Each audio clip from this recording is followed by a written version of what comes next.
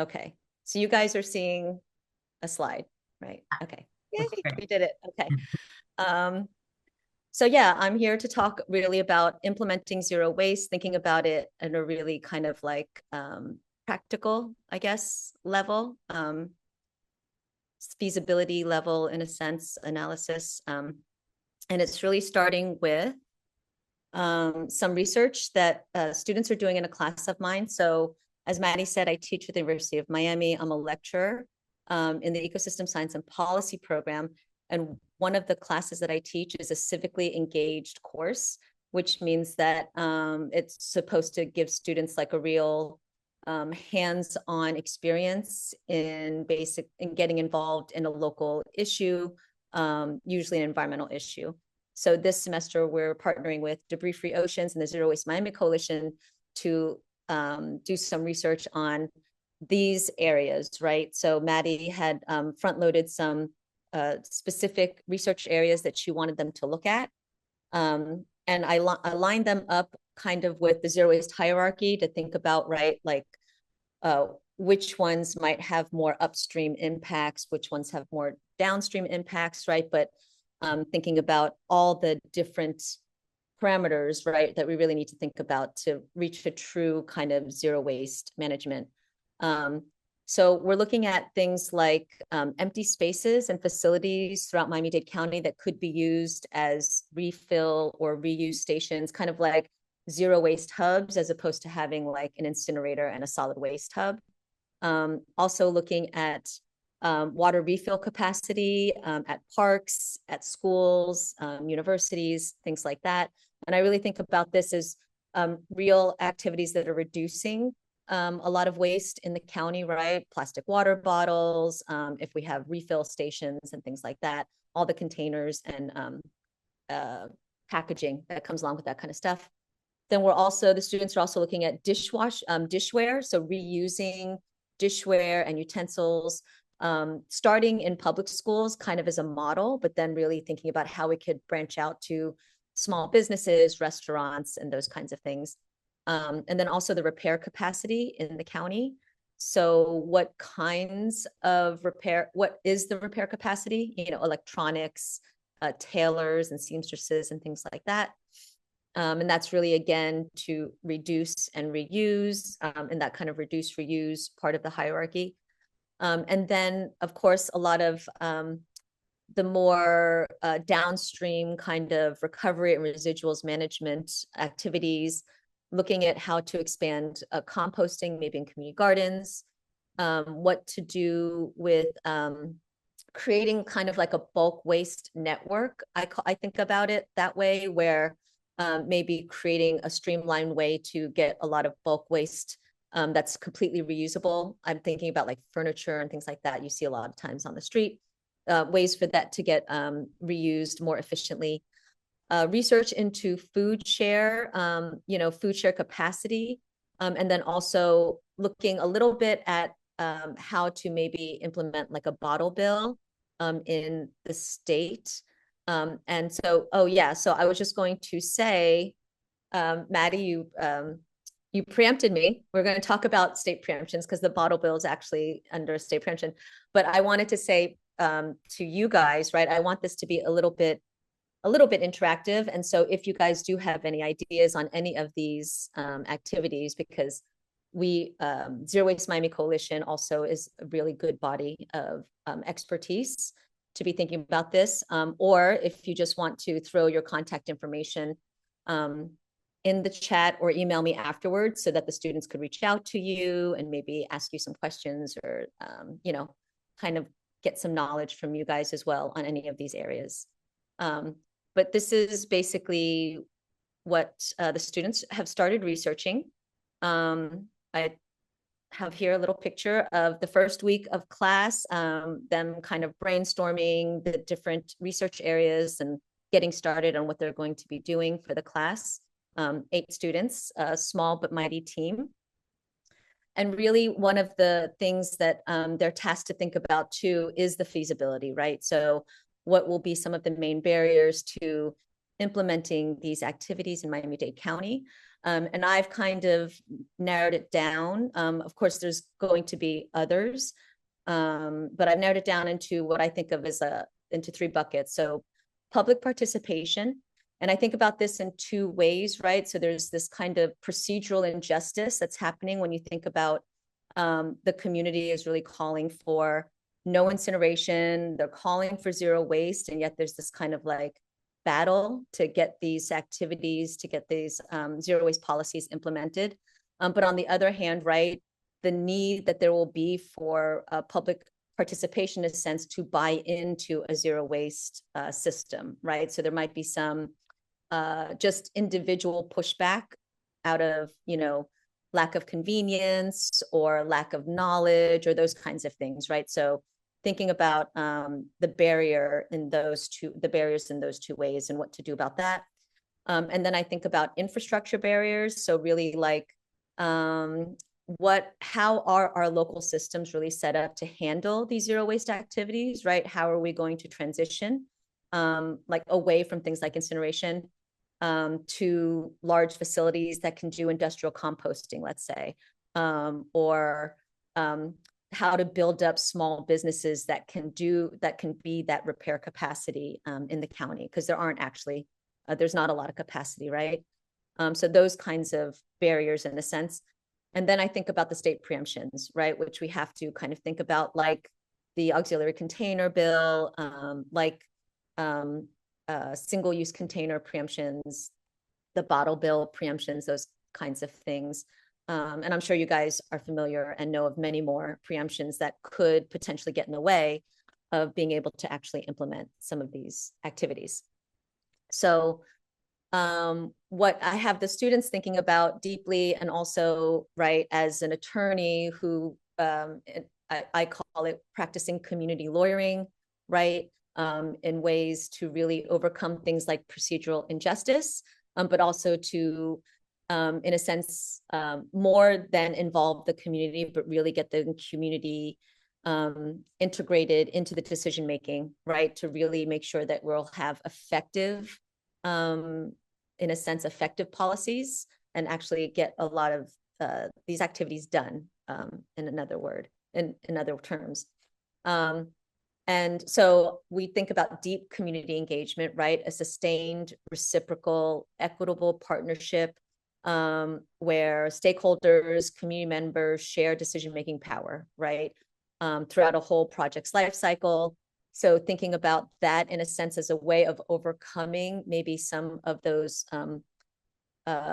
public participation barriers, right, on both sides. Both trying to get this kind of deep community engagement within our municipal processes.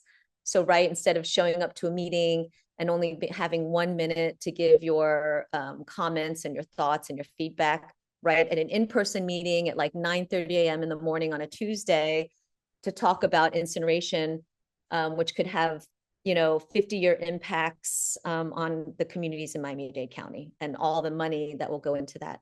But on the other hand, right, how to get people to buy into carrying, a water bottle around with them all the time so they can refill it at the water park, right? And getting that mindset like kind of built in to the community. And what we talk with the students about, or I talk with the students about, this is actually developed by Rosa Gonzalez from Facilitating Power, but the spectrum of community engagement to ownership to really reach that level of deep community engagement. So this is really small. I don't know if I can't see it on my screen, so I don't know if you guys can see it. But I know it somewhat a little bit by heart. So right, there's this kind of like, just a complete like ignoring the community, which I think until very recently was the typical way people interacted with their local government, right, which leads to marginalization and all the kinds of environmental injustices that we see today. Today, I think, right, local municipalities do try and do some form of community engagement, but they really kind of stay with this inform and consult area where they're they might hold informational workshops or they send out newsletters, right? And they consider that kind of community engagement, but that's not really deep community engagement. So just like the zero waste hierarchy, we try and stay right at this upper level of this community engagement ladder, you can think about it, right? Involving, collaborating, and deferring to. And so thinking about how to integrate this into some of those research areas and activities, right? And thinking about downstream, later on, I should say, how we're going to actually implement them, especially if we're thinking like about an ambassador program and those kinds of things, right? We'll have to really be thinking about community engagement at this level. And I think that's really important to keep in mind. And I think Maddie's going to share out these slides after this so you guys can have this community engagement spectrum at your fingertips. The other thing that we're doing is we're doing like an environmental economic analysis with Daniel Ostale. I think that's how you say his last name. He's a visiting scholar now at UM. I think he came to one of our Zero Waste Miami workshops. And so what he's going to do is instead of doing a cost benefit analysis, right? Because that's another kind of almost like an infrastructural barrier. So Noel brought up, right? Like all this discussion of the cost of a solid waste campus and like, right? That's like the primary concern of the commissioners, which it generally is usually whenever these kinds of decisions are being made. So we thought maybe doing an environmental economic analysis where we look at a solid waste campus with like a very small amount of incineration, right, to really handle a very small amount of residual waste that comes at the end of all of these zero waste activities, right? Because feasibility, with keeping feasibility in mind, right, zero waste is an aspiration. It's not something that is completely like, we will never have a system where there's absolutely no waste stream, right? So thinking about just basically thinking about a different mix of the way to handle our waste, right? So whether it's like a giant incinerator that has to be commissioned for 50 years, handling 60% of our waste stream, or right, most of our waste stream going to zero waste, right, initiatives, and then maybe having 25% of residual waste that needs to be handled in some other way, right? So whether it's industrial composting, traditional incineration, but just doing that cost benefit analysis, but now throwing in, right, and I'm not an economist, so Daniel could explain it better, but right, the inputs and outputs and the materials and blah, blah, blah, but like considering, right, very much the environment and what are the impacts to the environment as opposed to just like a final cost or a bottom line, if that makes sense. So we're working on that. And also doing a little bit research, right? Because another infrastructural, I view this again as maybe an infrastructural barrier, is looking at local permitting and zoning. So we know that you may or may not know, but right, the county last year passed kind of like a community composting ordinance, kind of relieving some of the barriers, some of these permitting barriers, like if a local community garden wants to do composting, which is what we're looking into, as opposed to like industrial level permitting that you might need for an industrial composter, right? So looking at kind of like those kinds of issues, zoning issues, environmental permits that you might need, business permits, right? Because likely a lot of these facilities will be privately run, right? The government works a lot on public-private partnerships. And then of course, building and zoning. Especially when we're looking at empty buildings, trying to turn them into maybe some sort of zero waste hub. And I hope I'm doing okay on time. Oh yeah, okay. So I'm almost done. And then really when it comes to trying to overcome, right, like jurisdictional battles, state preemptions, those kinds of things, the only, and I'm sure a lot of people have tried to look into this, and the state of Florida is really unique, I think, in being a state that relies heavily on preemptions to control, right, in a sense, what's going on in the state. So the only thing that I could really, the thing that I'm honing in on, I guess, is the way that our environmental laws work.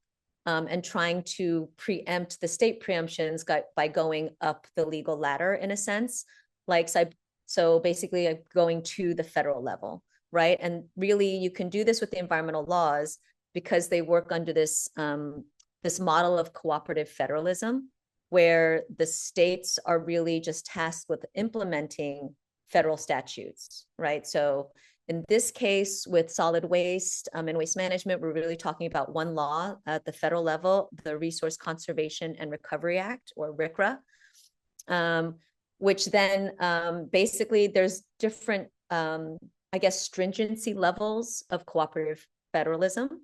I don't know why I have such a hard time saying that word, that term, but right. So you can have like kind of loose cooperative federalism, like in the Endangered Species Act or the Clean Water Act, where the EPA is still, the federal government is still really managing a lot of the law and the implementation of the law and the rulemaking that goes on under the law and in administration. But then you have like really strong, you have federal laws that are really strongly embedded in this model. So RCRA is one of those, just like the Clean Air Act is also one of them. So basically, that means that the states are really mandated and almost given a lot of authority, in a sense, to make the rules under the federal law and implement them within the state. So RCRA is one of those. Basically, Florida is what's called an authorized state. It's been authorized by EPA to implement RCRA completely. So EPA doesn't have as much oversight, let's say, on what's going on the ground. And RCRA has been basically adopted in this way by 48 states. So only Alaska and Iowa basically are not authorized to do this. So that's what I mean by like, it's really stringent, this mechanism. So in that kind of model, Florida passed its own RCRA in a sense. It's called the Florida Resource Recovery and Management Act.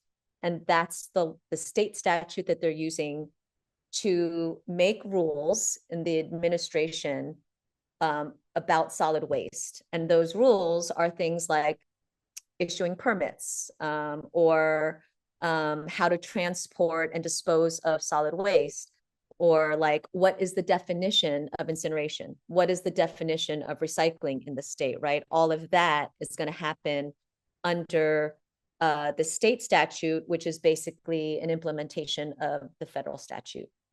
So that's like the mechanism of how it works.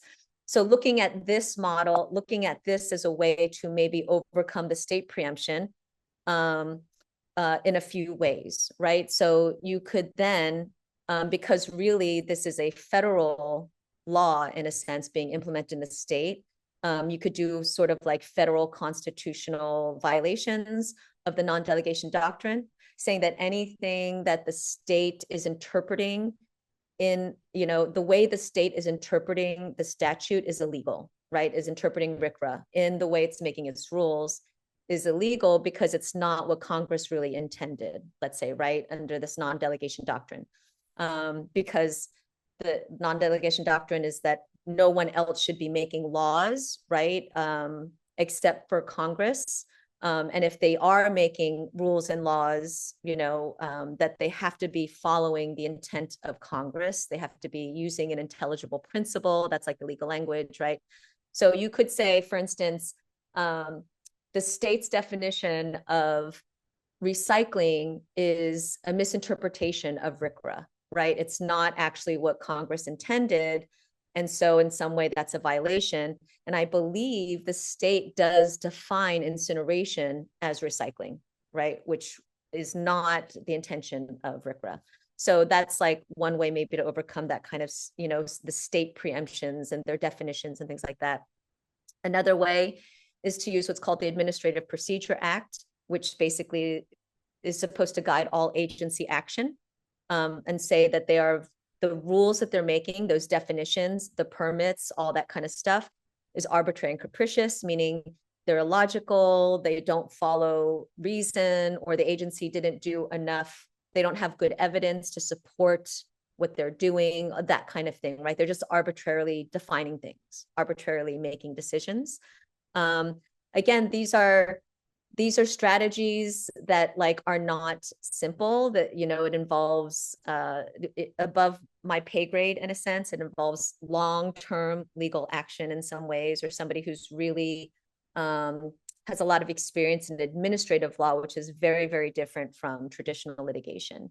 Right. But these are different mechanisms because basically environmental laws are very much impacted by administration, agency rulemaking, and then the federal laws that they're being made under, right? The state actions, in a sense, under solid waste. And then there are actually some procedural challenges as well.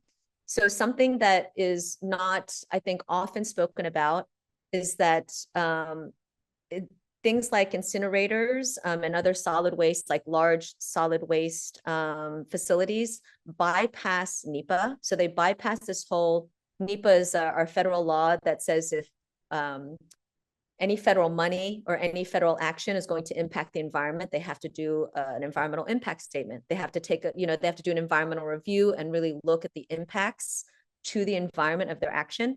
And RCRA bypasses this in a way by saying that their permit requirements are a functional equivalent of NEPA. So when you're supposed to, when you get a permit under RCRA, you're supposed to do a really deep environmental review. And I have searched and searched for an environmental review that has been done for the incinerator, the Miami-Dade County incinerator, right? It's supposed to be, it's part of Part B of a RCRA permit, and I have not been able to find it, right? So then you could make a challenge that they did not follow proper procedure. They did not do an environmental review under Part B of RCRA. Which is also in a way a violation of NEPA, because they only get away with not complying with NEPA by saying they're complying with it in RCRA, if that makes any sense. So you could do some sort of like procedural challenge there and then force them in a sense to do an environmental review. My only caution with that is in the history, and this is kind of what, I'm not a litigator, but I do study like the history of these administrative actions and things, is that basically what happens if you win that kind of procedural challenge is then they're just required to do the environmental review, but that doesn't automatically mean that they wouldn't then, that they would have to choose the better option for the environment, if that makes sense, right? They don't have to like actually follow the results of the environmental review, if that makes sense. So, right, it can slow things down, and you can, right, make, you could get them to adhere to what's they're finding in the environmental review, right? If there's air pollution, groundwater impacts, things like that, but it's not a given, right? So it's really, and traditionally it doesn't hold a lot of power, but that's something also to consider. And then the other thing finally to consider, right, is under all of this is thinking about bringing EPA oversight to the entire state program, right? So you could petition the EPA to say, hey, we would like you to review state of Florida's solid waste program under their state statute that they've been authorized to implement under RCRA. Because in the end, RCRA and EPA have the final authority, right? It's this model of cooperative federalism. So petitioning them to look at it and say, you know, we think there's something wrong. They're defining things oddly. We have so much waste. We have whatever the reason is. Again, I'm not an expert in this, but something that I think could be considered. And that's really all the stuff that we're working on in the class, and just thinking about in terms of really thinking deeply about how we can move forward in implementing zero waste management in Miami-Dade County. And yeah,